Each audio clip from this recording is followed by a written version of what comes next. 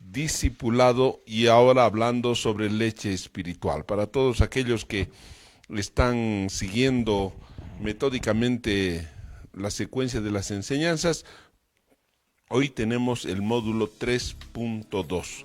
Vale decir que estamos avanzando 8 módulos ya consecutivos y estamos hablando hoy día la segunda parte del tercer módulo. Vamos a hablar la segunda parte de lo que es la fe. El anterior miércoles hablamos sobre las definiciones de fe, sobre el concepto de fe, la autoría de fe, etcétera, etcétera, etcétera. Hoy vamos a hablar de dos aspectos importantes. La primera, vamos a hablar sobre la ley y la fe, ¿no? Cómo va la ley con la fe, y la segunda parte vamos a hablar sobre la fe sin obras. Estos temas son necesarios para que nosotros podamos entender a cabalidad lo que significa el nuevo pacto. Vamos a abrir la Biblia en Gálatas capítulo 3, verso 21 y después oramos. Gálatas capítulo 3, verso 21 al 26. Dice así: luego, ¿la ley es contraria a las promesas de Dios? Luego, ¿la ley es contraria a las promesas de Dios? En ninguna manera, porque si la ley dada pudiera vivificar, la justicia fuera verdaderamente por la ley. Mas la Escritura lo encerró todo bajo pecado, para que la promesa que es por la fe en Jesucristo fuese dada a los creyentes. Oraremos. Señor, te damos gracias por esta porción de tu palabra, por este discipulado.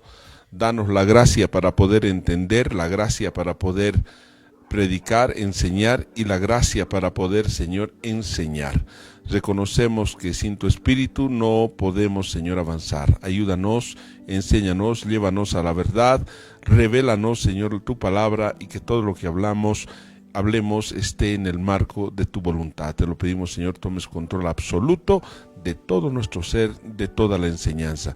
Te lo pedimos en el nombre de Jesús. Amén y amén.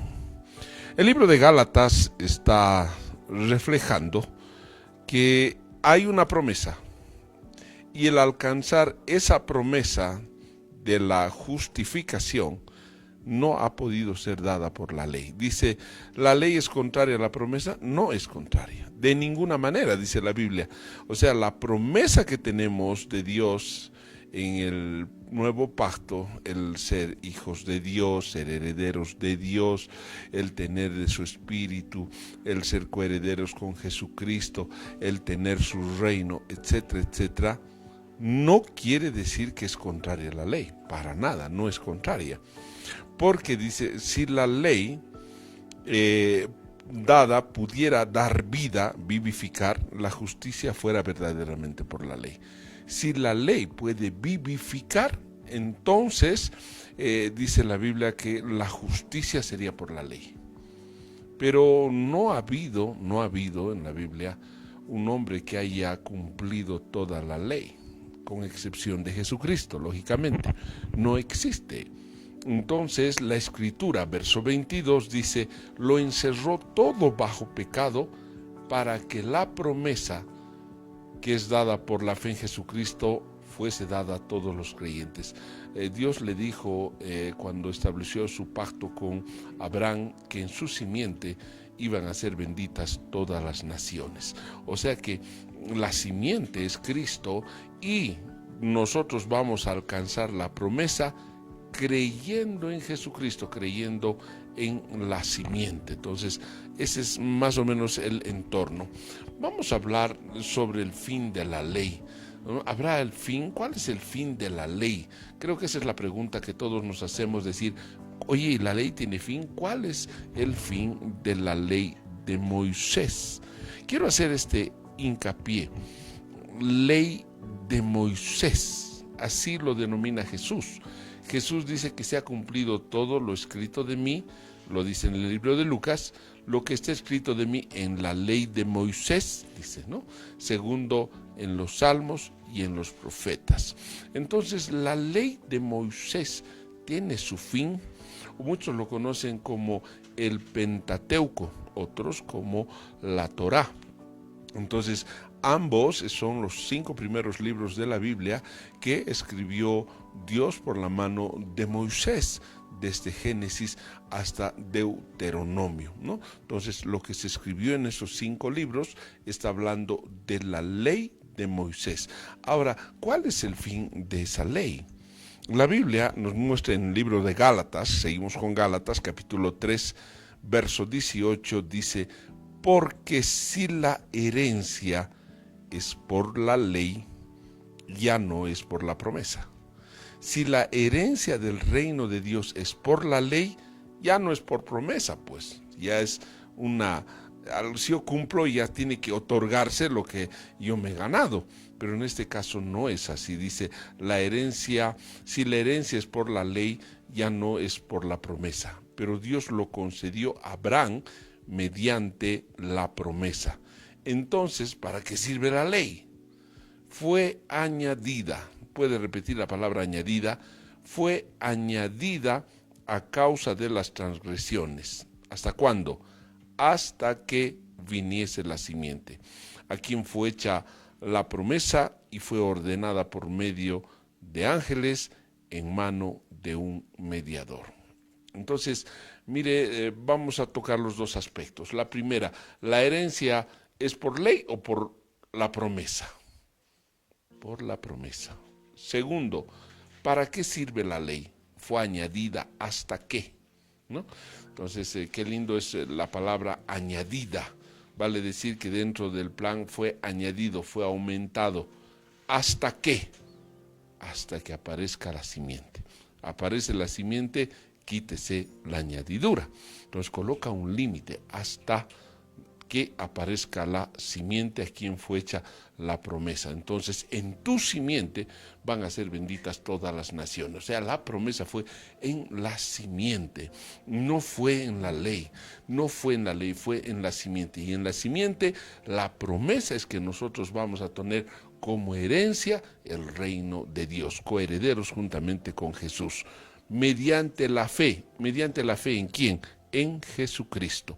Entonces tiene que irse ordenando nuestra cabecita que en la ley no había promesa, había cumplimiento, había que ser obedientes y conforme a la obediencia uno era justificado o era condenado. En el nuevo pacto es una promesa. ¿A quién? Al que cree. ¿Al que cree en qué?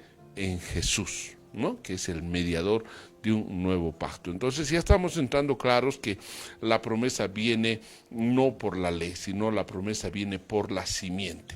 Y la ley fue añadida hasta que aparezca la simiente. Aparecida la simiente, entonces ya la ley de Moisés deja de prevalecer, ¿no? Romanos capítulo 10, verso 2 dice, porque yo les doy testimonio de que porque yo les doy testimonio de que tienen celo de Dios, pero no conforme a ciencia, porque ignorando la justicia de Dios y procurando establecer la suya propia, no se han sujetado a la justicia de Dios. No se han sujetado a la justicia de Dios. Ahora escuche y lea conmigo. Porque el fin de la ley es Cristo, para justicia a todo aquel que cree.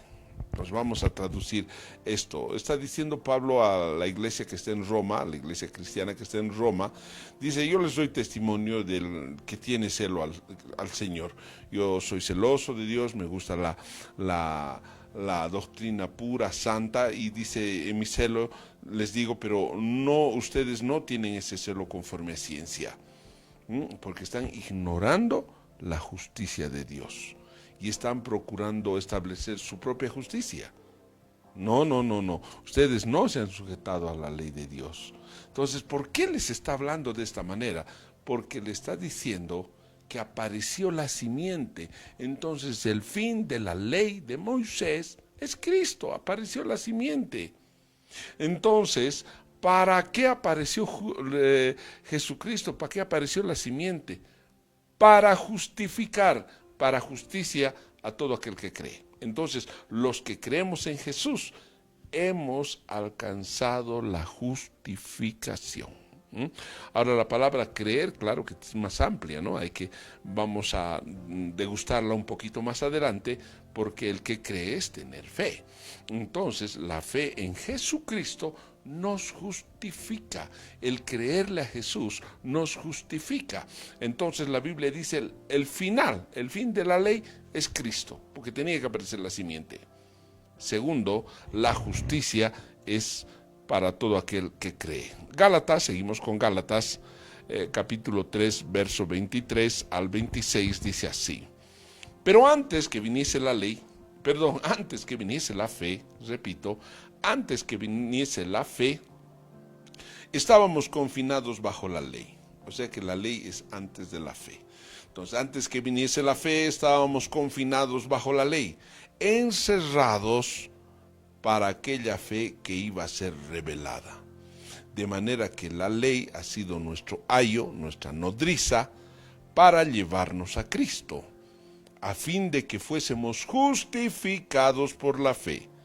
Pero venida la fe, ya llegó la fe, ya no estamos bajo el ayo, ya no estamos bajo la ley, pues todos sois hijos de Dios por la fe en Cristo Jesús. Pues todos sois hijos de Dios por la fe en Cristo Jesús. Mire, la revelación de esta porción es muy abundante. Dice, habían dos eventos, antes que viniese la fe y después de que llegó la fe. Antes que viniese la fe, estábamos confinados bajo la ley. Entonces estábamos encerrados para aquello que iba a ser revelado, ¿no? Entonces la Biblia dice que la ley lo encerró todo bajo pecado.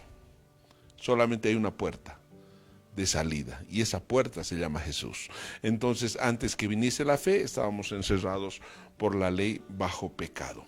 Y la ley ha sido nuestra nodriza, nuestra nana, quien nos ha sostenido para llevarnos de la manito a Cristo, a fin de que fuésemos justificados por la fe. O sea que la ley ha tenido la función de llevarnos a Cristo para que en Cristo seamos nosotros hallados justos, justificados, pero por medio de la fe, ¿no? Y una vez que ha llegado la fe, ya está la fe, y ya llegó la fe, entonces alguien está de más, ¿no? Alguien está de más. Y el que está de más, dice, es la ley. Ya no estamos bajo el ayo. El ayo ya cumplió su función, ya apareció la simiente, ya somos justificados mediante la fe en Jesucristo, entonces la ley está ya de más. Entonces hay una corriente muy fuerte en la iglesia en este último tiempo de la historia, donde se está utilizando nuevamente a la ley, ¿no? Hay una corriente muy fuerte de volver a guardar la ley. Tiene un alto contenido de judaizar, tiene un alto contenido de volver al antiguo pacto, so pretexto de que la ley es desde Génesis hasta Apocalipsis. Y ese es un error, es una movida, un artificio para hacernos creer que la ley es desde Génesis hasta Apocalipsis. La ley de Moisés, es claro, es los primeros 5 libros de la Biblia. Y el fin de esa escritura es cuando apareció la simiente, y en eso tenemos que ser muy radicales, porque las corrientes judaizantes que están en nuestro medio, en todo el mundo también, lo que quieren es confundir, y quieren tener a la ley y a la fe cohabitando, coexistiendo. Pero es fácil de decir, por la ley nadie ha sido justificado. ¿Por qué queremos guardar algo que no ha traído a ninguno justicia? Nadie cumplió. Entonces, más bien ha sido nuestro ayo, nuestra nodriza para llevarnos a Cristo, y que nosotros por la fe en Él seamos hallados justos. Entonces, venida la fe, ya no estamos bajo el ayo. Pues todos sois hijos, dice, de Dios, no por medio de la ley, sino por la fe en Cristo Jesús. Seguimos con Gálatas, capítulo 5, verso 4. Le invito a que esta semana pueda leer todo Gálatas. Es un libro muy revelador en este aspecto, para que usted pueda degustar la enseñanza de nuestro Señor.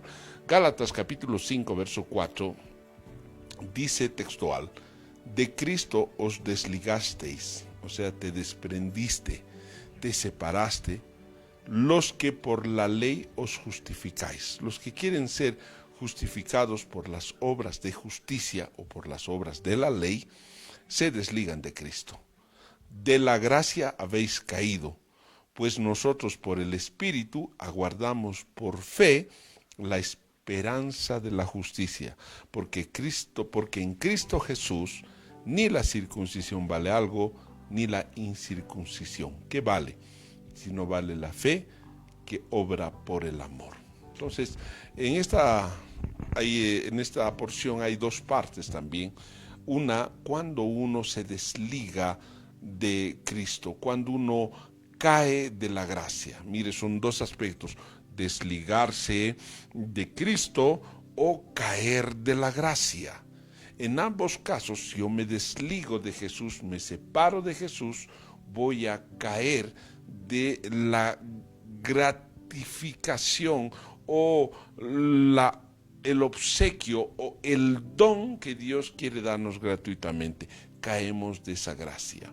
Entonces dice, los que quieren ser hallados justos por la ley, no pueden ser hallados justos por la fe.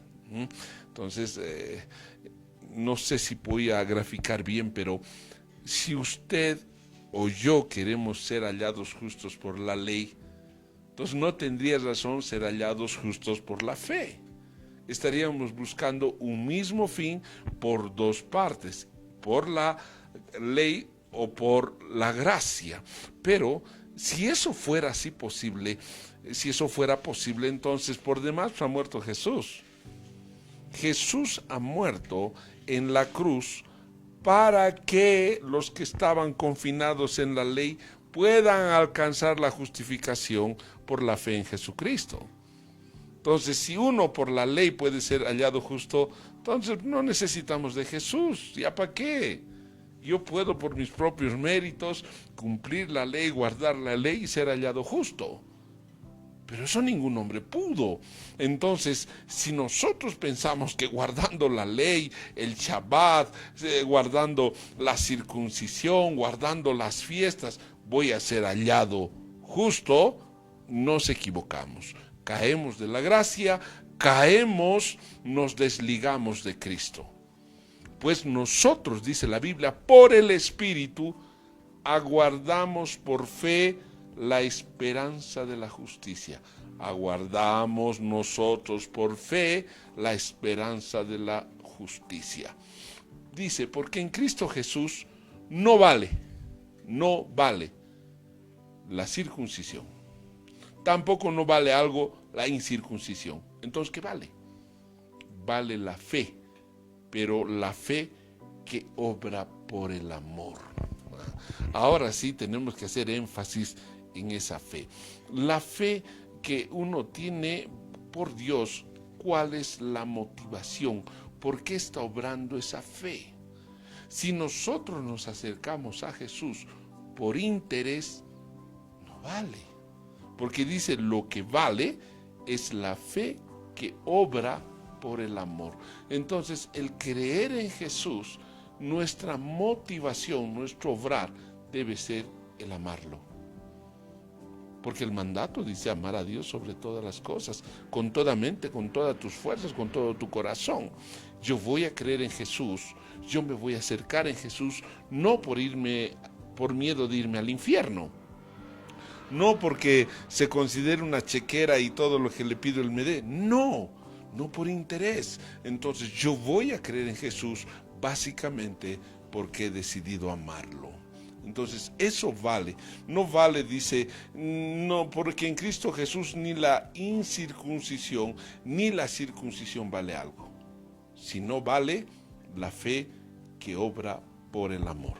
Usted se va a acercar a Jesús, usted va a orar, usted va a leer la Biblia, usted va a obedecer, usted va a creer porque ha decidido amar a Jesús. Usted va a dejar el pecado porque ha decidido amar a Jesús. Yo voy a cambiar porque he decidido amar a Jesús. Eso vale. Ahora, la circuncisión y la incircuncisión no vale. Lo que vale es la fe que obra por el amor. Entonces tenemos que tener claro esta parte, porque si no lo tenemos, podemos caer en las garras del error que el diablo ha levantado en todo el planeta para sacarnos de esta gracia, de este momento que Dios ha separado para otorgar la promesa en la simiente que es Cristo Jesús. Entonces, la promesa que nosotros vamos a recibir es en Cristo Jesús. La justificación vamos a alcanzar mediante la promesa en Cristo Jesús, en la simiente, no por obras de la ley. No por lo que la ley dice, sino por lo que la fe siente, obra por el amor a Jesús. Son dos cosas diferentes. No podemos decir que en ambas cosas son uno, no podemos decir, ¿no? Una son las obras de la ley, el otro es la fe que obra por el amor. Entonces estamos esto claro. Pero para entenderlo, porque se necesita explicar esto muchas veces, vamos a utilizar una alegoría. Una alegoría es una figura literaria de los idiomas, en este caso del español, que nos va a mostrar una vida real para comparar con una verdad. Eso es una alegoría. Vamos a utilizar la alegoría de dos mujeres, la alegoría de Sara y Agar, para entender lo que quiere decirnos Dios con todo lo que hemos leído. Gálatas, seguimos Gálatas, capítulo 4, verso 21, dice así: Decidme, los que queréis estar bajo la ley, ¿no habéis oído la ley? Porque está escrito que Abraham tuvo dos hijos, uno con una de la esclava y el otro de la libre. Pero el de la esclava nació según la carne, más el de la libre por la promesa. Ahí paro nuevamente. El problema de estar bajo la ley no nace en este siglo, no nace en este tiempo, es desde que se convirtieron los judíos a Cristo. Pedro quería judaizar, tuvieron muchos problemas con Pablo, tuvieron buenos encontrones. El primer concilio que se hizo de los apóstoles fue por esta causa, por la circuncisión, por el querer guardar la ley, porque todos querían introducir que guardando la ley uno iba a ser salvo. Entonces le pregunta Pablo a los Gálatas, dice: los que queréis estar bajo la ley, ¿habéis oído de la ley? ¿No habéis oído de la ley? O sea, ya había mucha gente que quería estar bajo la ley. Hoy en día, le digo, en la iglesia local, en la iglesia boliviana, hay gente que quiere estar bajo la ley. Está pensando seriamente hasta en circuncidarse. Están queriendo guardar, ya no comen chancho, no comen pescado de cuero, pero de vez en cuando le ponen sus fricasés. No van a guardar nunca, nunca. Aquel que quiere guardar la ley no lo va a guardar nunca, está perdiendo su tiempo. Las estadísticas son contrarias, no ha habido ni uno, excepto Jesús. Pero, dice, ¿no habéis oído la ley? Sí, he oído, de repente dice, ¿no? Ya, Abraham tuvo dos hijos. Uno lo tuvo bajo, dice, uno la tuvo en la esclava y la otra la tuvo en su mujer, ¿no? Como Dios prometió un hijo, el hijo tenía que venir de su mujer, de Sara. Sarita era de 90 años, o sea que lógicamente ya pasó el tiempo, la costumbre de las mujeres Sarita, y no podía ella tener hijos. Pero Dios le prometió, promesa. Entonces la Sara tenía una esclava, y bajo la ley de la esclavitud dictada a Moisés, los hijos que pudiera tener la esclava y todo lo que podría poseer era de su señor, de su patrón, en este caso de Sara y Abraham. Entonces Sara razona y dice, ya que tenemos la ley de los esclavos, bueno, Abraham, puedes acostarte con mi esclava y si la embarazas, ese hijo va a ser mío, va a ser nuestro. Abraham dice ok, dice amén, amén, y se duerme con Agar, la embaraza Agar y nace un hijo llamado Ismael. Pasan los años, aproximadamente 14 años, y era jovencito Ismael, y se embaraza Sarita, y ahí nace Isaac. Entonces la Biblia dice, tenía dos hijos, uno de la esclava y el otro de la libre, de su esposa, porque no era esclava, era libre. Dice, de la esclava nació según la carne, pero la libre según la promesa. Verso 24. Lo cual es una alegoría, pues estas mujeres son los dos pactos. El uno proviene del monte Sinaí, escuche bien, el cual da hijos para esclavitud, este es Agar, porque Agar es el monte Sinaí en Arabia y corresponde a la Jerusalén actual, que está junto con sus hijos, está en esclavitud. Paro ahí. Entonces tuvo dos hijos, uno el mayor Ismael, que vino según la carne, e Isaac vino según la promesa, uno de la esclava y el otro de la libre. Estamos hasta ahí bien. Ahora dice, las mujeres, dice, son los dos pactos. Mire la comparación. Abraham tuvo las dos mujeres. Él engendró en la esclava y engendró en Sara. ¿Estamos correctos? Sí. El pacto que hizo Dios con Abraham fue los dos. El primero según la ley y el segundo según la promesa. Se lo hizo Dios a Abraham, los dos. Y los repartió, que sus herederos iban a ser como la arena del mar, bajo la ley, y como las estrellas del cielo, bajo la promesa. La Biblia dice que nosotros somos herederos en Isaac. La Biblia dice que los de la fe somos hijos de Abraham, porque somos hijos de la promesa. Nosotros no estábamos en este plan, sino que íbamos a ser benditos en su simiente. Ahora ya la cosa está clara. Las dos mujeres son los dos pactos. Los dos pactos lo hizo Dios con Abraham. Empezó con el primero en Sinaí. Y Sinaí, dice acá, representa a Agar. En Sinaí subió Moisés, ahí escribió los 5 libros de la ley, ahí recibió las tablas, ahí fue colocado el tabernáculo, ahí fue colocado los sacerdotes levitas, ahí fue colocado el sumo sacerdote, ahí se instituyó las fiestas judías, ahí se estableció el orden sacerdotal. Está ahí claro.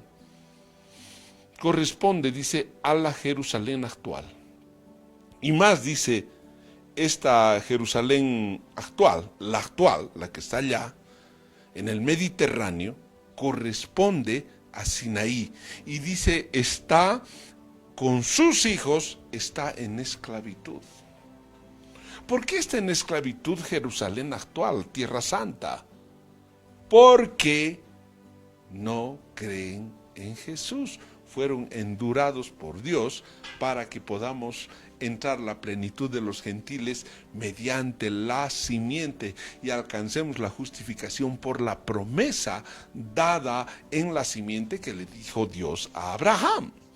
Entonces entendemos que, oye, pero ¿no es de nosotros la Jerusalén allá en el Mediterráneo? No. Nosotros de la promesa tenemos una nueva Jerusalén. Y la nueva Jerusalén está allá arriba todavía. ¿Que va a descender? Claro que va a descender. Juan vio descender a la nueva Jerusalén. Entonces, nosotros tenemos la nueva Jerusalén. Los que quieren guardar la ley tienen la Jerusalén actual, que está allá en el Mediterráneo, colindando con Egipto y Líbano y Arabia Saudí. Ahí está Israel mezclado con los palestinos, pero dice que ahorita está en esclavitud y sus hijos están en esclavitud. Lo dice la Biblia, no lo digo yo. Puede molestar a muchos, pero dice eso la Biblia. Sigamos, por favor. El verso 26 habla y dice, mas la Jerusalén de arriba, la cual es madre de todos nosotros, es libre. Porque está escrito, regocíjate, oh estéril, tú que no das a luz. Prorrumpe en júbilo y clama, tú que no tienes dolores de parto, porque más son los hijos de la desolada que de la que tiene marido. Ahora vamos a traducir esto. Número 1 dice, nosotros somos de la Jerusalén de arriba, de la Nueva Jerusalén, que es madre de todos nosotros, es libre, es Sara. El tiempo Cronos, pese que él es el tiempo Kairos, también respeta el tiempo Cronos. Por eso él dijo, dice, el tiempo se ha cumplido, dijo, el reino de Dios se ha acercado, arrepentirse y creer en el Evangelio. Claro que tenía su tiempo.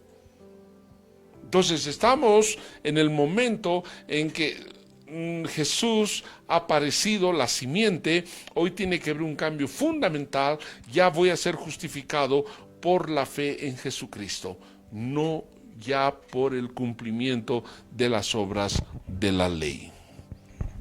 Me se contrapone un poco, ¿verdad? Gálatas 4:28.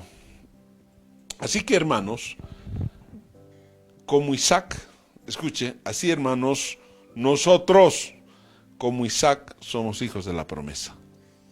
Si le prometió un hijo Dios a Abraham y a Sarita cuando no era tiempo, a nosotros nos prometió que íbamos a ser benditos en la simiente.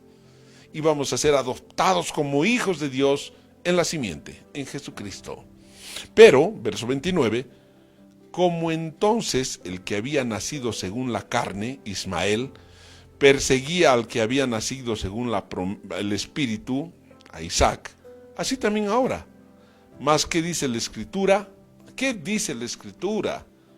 Echa fuera a la esclava y a su hijo, porque no heredará el hijo de la esclava con el hijo de la libre. De manera, hermanos, que no somos hijos de la esclava, sino de la libre. Esta alegoría es completa, ¿eh? Dice que no van a poder heredar los dos hijos. Si usted se da cuenta, la promesa después de Abraham, Dios ratificó el pacto con Isaac, no con Ismael. Y volvió a ratificar con Jacob. Ismael desaparece ya del mapa, pese que su padre es Abraham, pese que él tiene en su sangre la sangre del padre Abraham. Pero Dios le dice, echa a la esclava. ¿Quién es la esclava? El primer pacto. Es Sara. Echa Sinaí, echa la Jerusalén y echa su hijo. ¿Quién es su hijo? Los que han sido colocados bajo la ley en Sinaí. Échalos fuera, porque no van a heredar ellos. El que va a heredar es el de la libre, Isaac, el hijo de promesa. Él va a heredar todo. Entonces la figura de la alegoría es perfecta. Quien va a heredar somos nosotros, la iglesia. La Biblia dice, una vez que entre la plenitud de los gentiles, todo Israel será salvo. Viene la misericordia para extender a todo Israel la misericordia de Dios. Claro que van a heredar ellos también, a los que están dentro de los que van a creer en Jesús. Claro que sí. Más, dice, todo Israel será salvo. Perdón, no solamente los que van a creer, todo Israel será salvo. Vuelvo nuevamente a la lectura. Entonces dice, el que era de la carne lo correteaba al que era según el Espíritu. O sea, ¿cuál era la actitud? Que Agar la menospreciaba a Sara, que era su ama. E Ismael lo perseguía a Isaac. Así también hoy día, dice, ¿no? Igual, el que había nacido según la carne perseguía al que había nacido según el Espíritu. Así también ahora. En este momento, en todo el planeta, incluyendo Bolivia, los que todavía quieren guardar la ley, los que todavía están en esa figura conservadora y que no están íntimamente relacionados con el Espíritu Santo, los corretean a los que son nacidos por el Espíritu. Los critican, los ofenden, hablan mal de ellos, porque se tiene que cumplir. Así también ahora. Más que dice la Escritura, saquemos a la esclava y a su hijo de nuestro corazón, porque no van a heredar el hijo del esclavo juntamente con el hijo de la libre. Nota que hay una decisión. Si no hubiese dicho ya un ratito, déjenlo, bótenla a la Agar y que se quede su hijo juntamente con el hijo, además es primogénito, es el mayor, tiene 14 años encima que Isaac, él va a decir, podía decir, pero la Biblia es clara, echa fuera a su madre y a su hijo, porque no van a heredar. Ese es el fundamento de esta alegoría, mostrar que la obra que hizo Jesús en la cruz hace trascendental para la justificación del hombre que ha decidido creer en Jesús. Él ha pagado el pecado de la humanidad, cosa que ningún animal podía pagar para siempre, solamente pagaba momentáneamente, temporalmente, que era figura del verdadero. Ahora Jesús lo hizo una vez para siempre. Entonces queda claro que nosotros somos de la libre, no somos de la esclava, sino de la libre. Vamos a hurgar un poquito más. Vamos a hablar del velo de Moisés, ¿no? Porque no siempre, existe gente que dice no siempre, ¿no? Vamos a hablar un poquito del velo de Moisés. Velo de Moisés. Moisés cuando subía y hablaba con Dios se colocaba un velo, como ustedes miren la figura, para que no le resplandezca el sol y miren el pueblo de Israel, porque resplandecía su rostro de Moisés y el pueblo se asustaba, entonces él se colocaba un velo, ¿no? Un velo cada que hablaba con Dios. Segunda de Corintios 3:12 dice, así que teniendo tal esperanza, usamos de mucha franqueza y no como Moisés, que ponía un velo sobre su rostro, para que los hijos de Israel no fijaran la vista en el fin de aquello que había de ser abolido. Ahí pararemos y explicaremos. Dice que Moisés cada que bajaba de Sinaí o salía del templo, se colocaba un velo para que los hijos de Israel no puedan ver ese resplandor que iba a ser abolido. Ese resplandecer que tenía su rostro, no querían que fijen la vista porque eso iba a ser abolido. Abolido tiene que ser quitado, cancelado. Verso 14. Pero, dice, el entendimiento de ellos se embotó, pero el entendimiento de ellos se volvió como piedra, porque hasta el día de hoy, cuando leen el antiguo pacto, les queda el mismo velo no descubierto, el cual por Cristo es quitado. Y aún hasta el día de hoy, cuando se lee a Moisés, el velo está puesto sobre el corazón de ellos. Mire qué dureza, ¿eh? Hasta el día de hoy hay gente que lee a Moisés y se enamora de Moisés y tiene el velo, pero ya no lo tiene Moisés en su cabeza, sino que lo tiene el que lee en su corazón. Y el único que puede quitar ese velo es Cristo, cuando se conviertan, dice la palabra. Vale decir que aquel que está guardando la ley no es convertido a Cristo. Sigue en la ley, pues. Sigue como piedra su corazón. Está siguiendo algo que no entiende ya. Se embotó su corazón, se volvió como piedra. No le entra la palabra de Dios ni con cincel. Yo conozco muchos, hemos hablado como horas con mis amigos que se han vuelto judaizantes, les hablo horas, no entienden, no siempre. Haniwa, no entra. Y uno dice, oye, pero ¿cómo no se van a dar cuenta de lo que dice la palabra? No, es que su corazón está como piedra. Y ningún hombre va a poder cambiar su corazón. Porque dice la Biblia, el único que puede quitar ese velo de su corazón es Cristo. Solamente hay que tener misericordia y orar que Dios se revele y les quite el velo. Porque si Jesús no les quite el velo, morirán con el corazón de piedra. Morirán. Parece dura mis palabras, pero son verdad. A nosotros Dios no los quitó. A no ser que nos enamoremos de Moisés y querramos guardar la ley. Y tienen un lenguaje entre castellano y hebreo más de paso, ¿no? Y parece hasta lindo. No es así, amados. A veces cuando yo leo la Biblia con ellos, hay cosas que no les entiendo porque mitad es castellano y mitad es hebreo. El castellano es uno solo. O hablamos hebreo o hablamos castellano. Para que entendamos. Es como si yo quisiera explicar esta porción de la palabra en lenguas. Usted me va a decir, pastor, no estoy entendiendo. Lo que usted habla no está en mi idioma. Pero esta corriente tiene esa característica, ¿no? Ese caché. Segunda de Corintios, capítulo 3, verso 6, seguimos leyendo, dice, pero cuando se conviertan al Señor, el velo se quitará. Entonces, todos aquellos que están guardando la ley, que les gustan las fiestas, que les gusta estar a punto de circuncidarse, creo que la palabra correcta es conviértanse a Jesús. Conviértanse a Jesús. ¿Para qué? Para que el velo sea quitado del corazón, para que podamos ver claramente. Entonces, podemos hablar, si gustan, de las fiestas, podemos hablar toda la ley de Moisés. Pero si Jesús no les quita el velo, no vamos a avanzar un solo milímetro, porque están embotados, están como petrificados y no van a entender. Verso 17, porque el Señor es el Espíritu y donde está el Espíritu del Señor, allí hay libertad. Por tanto, nosotros todos, mirando a cara descubierta, como en un espejo, la gloria del Señor, escuche, somos transformados de gloria en gloria, en la misma imagen, como por el Espíritu del Señor. O sea que Dios va a hacer la obra en cada uno de nosotros, va a cambiar nuestra forma de ser de gloria en gloria. Cada día más vamos a ser transformados hasta la imagen de Jesucristo. Jesucristo es el mediador del nuevo pacto. No dice que vamos a ser transformados hacia Moisés, que es mediador del primer pacto.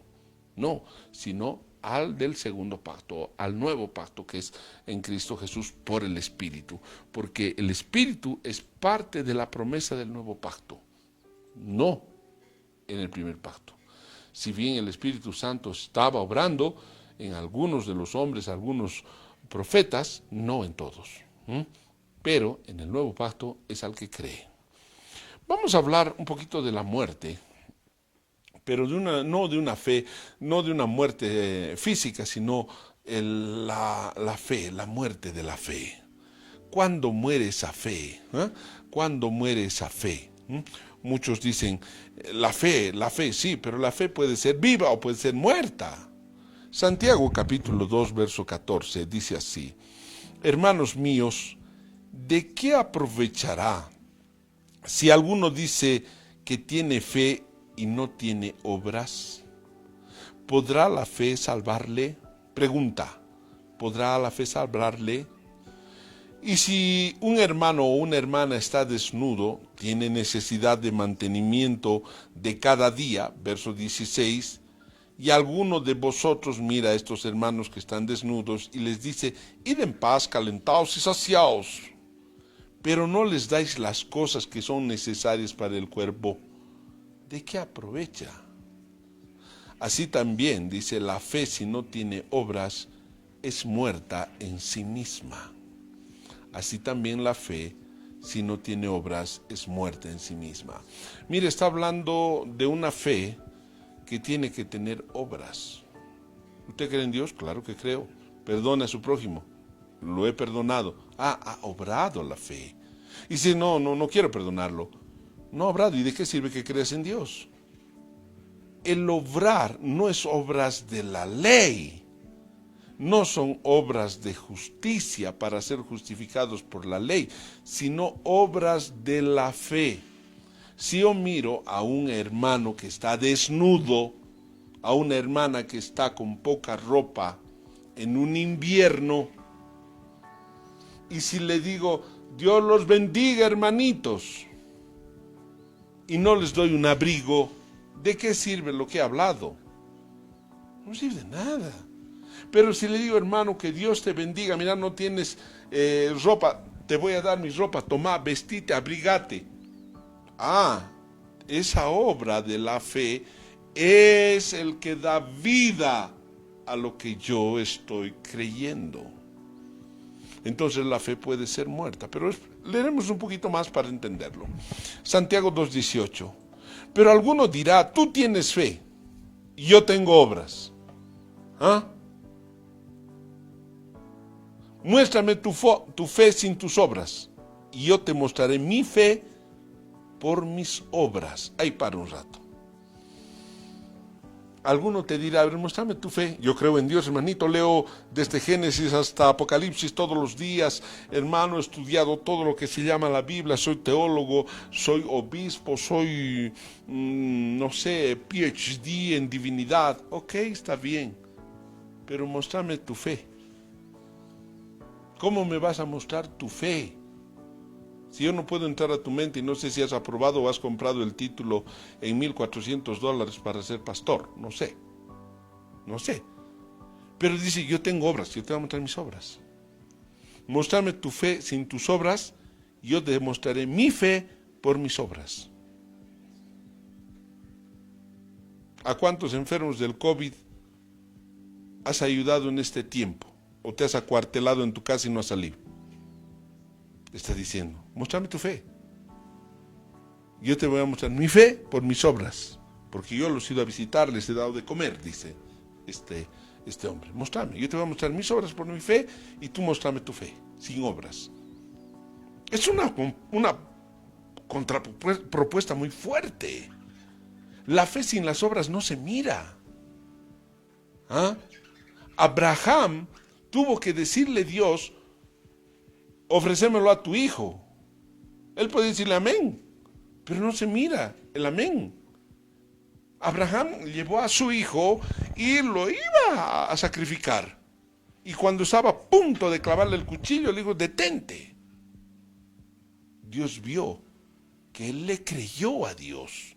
Su obra es la obediencia del mandato de Dios. Por eso fue justificado, porque le creyó a Dios.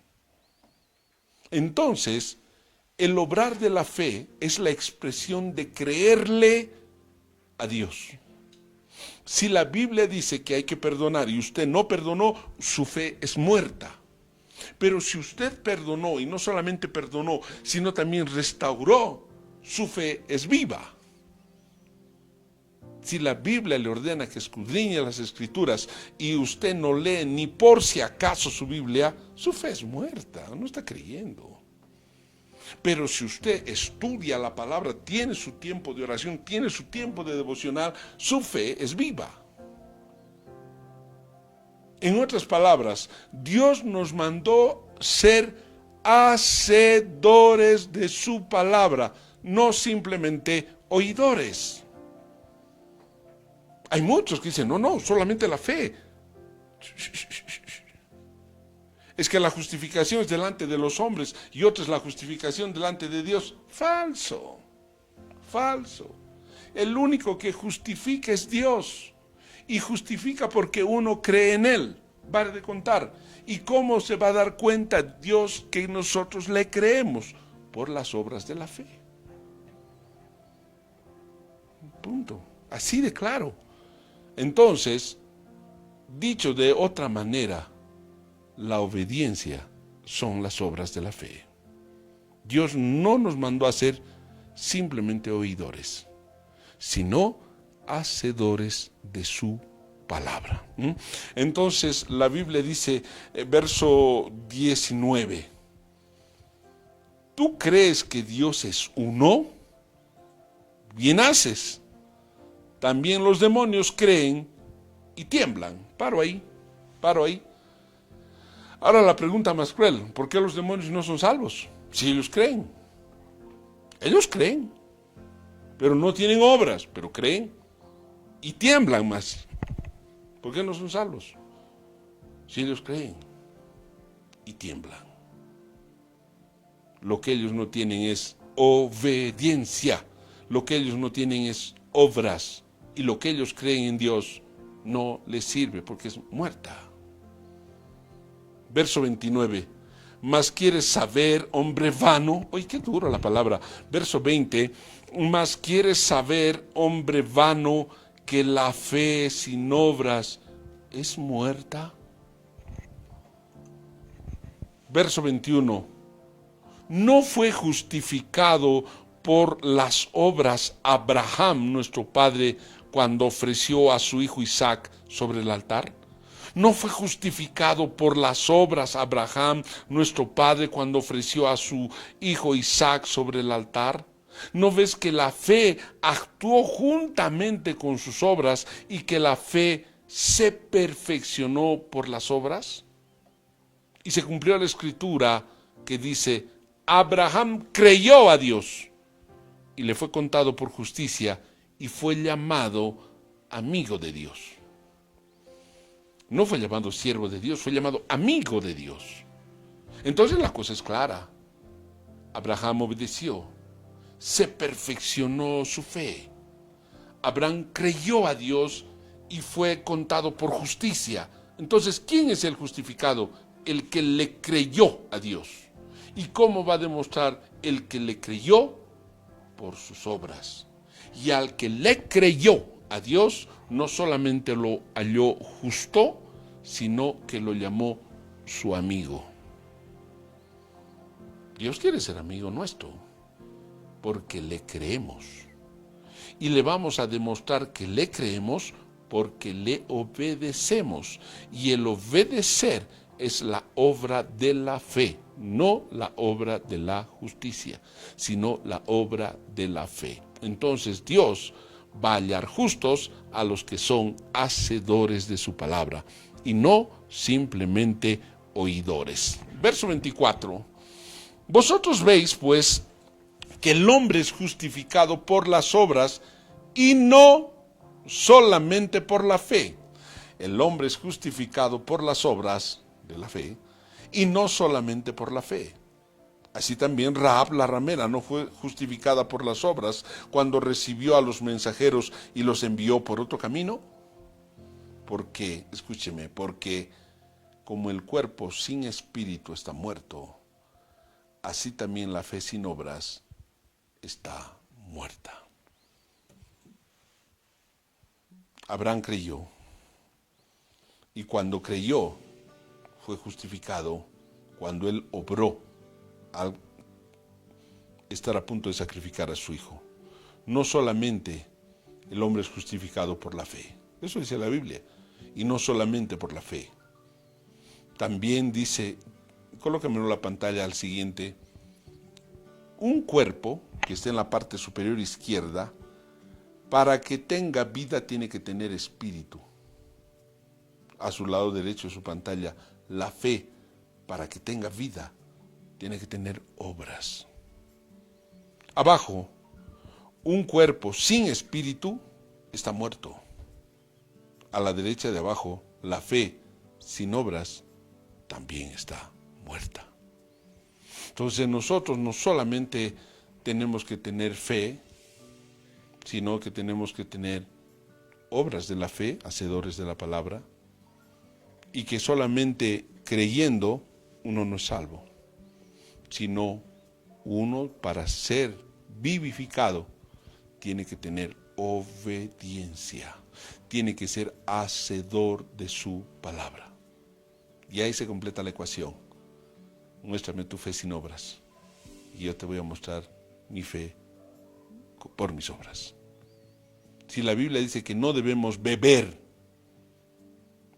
y nosotros decimos amén y el sábado estamos bebiendo con los amigos, nos estamos haciendo nuestra sangría con vino, con alcohol y estamos farreando con nuestras cervezas sobre pretexto del calor, tu fe es muerta. Pero si nosotros dejamos el alcohol radicalmente, ni olerlo, tu fe está mostrando, tus obras están mostrando la perfección de tu fe. Así de claro. Entonces, los que creemos en Jesús, tenemos que tener la perfección de la fe y es ser hacedor de su palabra.